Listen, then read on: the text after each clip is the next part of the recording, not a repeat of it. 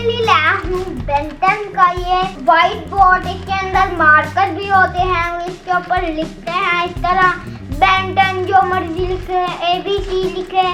चले इसकी बॉक्सिंग करते हैं।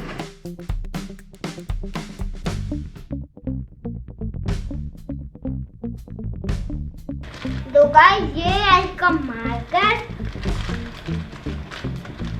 और ये है इसका बोर्ड। चले इसके ऊपर लिख के दिखाता हूँ आपको। यहाँ से ऊपर और यहाँ पे ये लगाते हैं।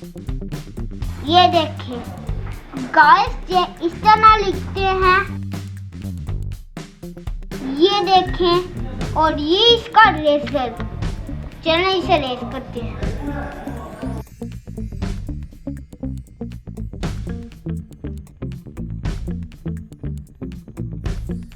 ये मेरी बात सुने, अब कोरोना वायरस फैलता जा रहा है, मैं आपको बताना चाहता हूँ।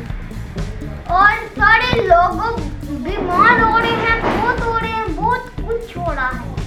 कोरोना वायरस को पता नहीं कितना खत्म करेंगे, वो बढ़ता जा रहा है। फिर जब बाहर जाते हैं तो कोरोना लग जाता है। अल्लाह ताला हमें कोरोना से बचा। मेरे वीडियो को लाइक करें,